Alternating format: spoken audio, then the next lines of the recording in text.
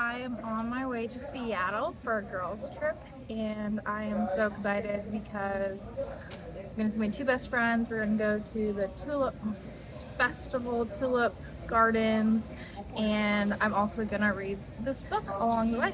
This book was, well, first it's called The House on Mango Street. It's one of the books that was in my books to read in 2026, and so I'm excited to read it on this trip. I don't know a lot about it. I know that it is about a Latina girl who lives in Chicago, which feels very fitting because I'm in Chicago so much. But yeah, that's about all I know. I have a 3-hour wait until I'm boarding my flight, and so I got some classic Garrett's popcorn. It is like staple thing in Chicago where it's caramel popcorn and cheddar cheese popcorn mixed together. It tastes really good, so I'm getting that for my two friends. I got my water filled, got my pack of gum, and I'll just be starting this book. Stay tuned.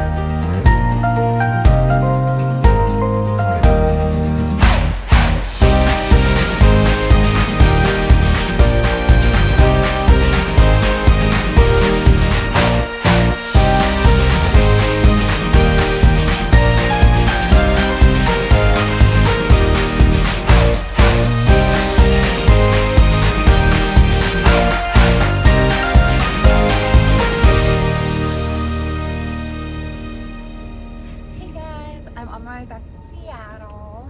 It was so much fun.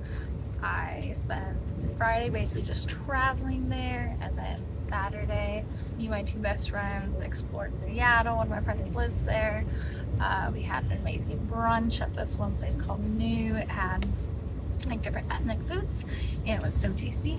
And then we went around and did like Seattle-ish type things.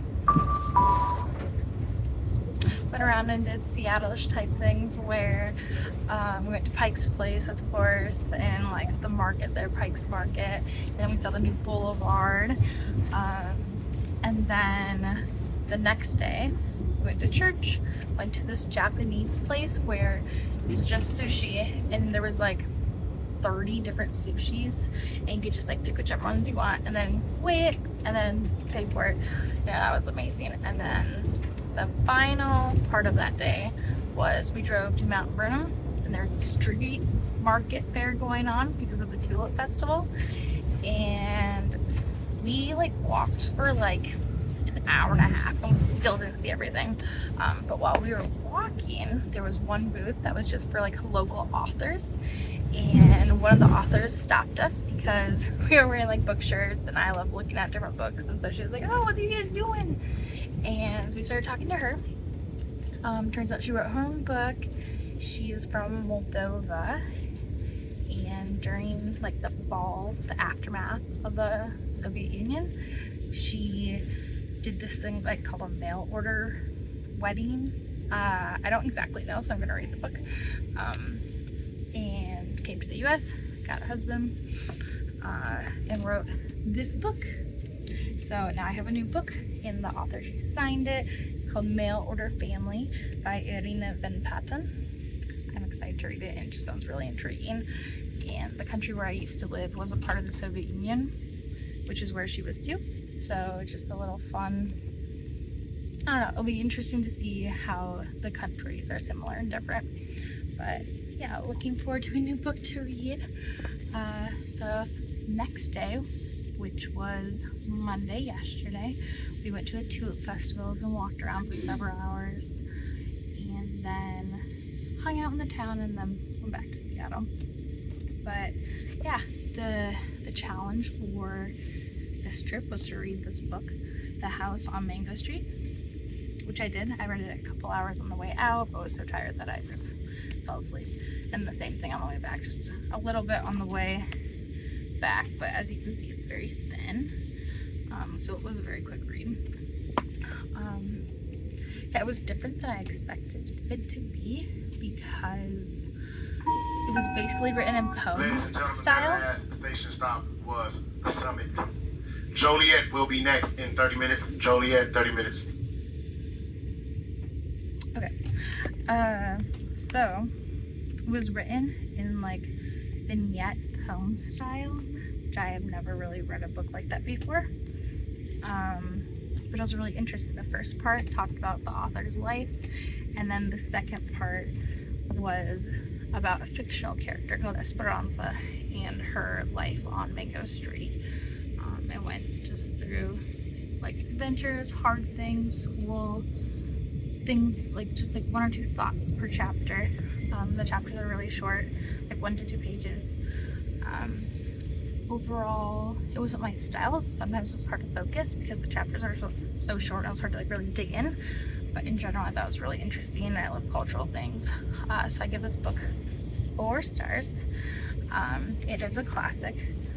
Lots of people I've heard have read it in high school or elementary school, which is why I wanted to read it. And I understand why. I think it can lead to a lot of good discussions, so this could be a good like book club book or something, just to talk about different ways of life and different upbringings. So yeah, overall it's a success. Thanks for tuning in. I have a couple more travels coming up, so yeah, you'll be seeing more of these like travel vlog book stuff. If you like this content, you can like, subscribe, and stay tuned.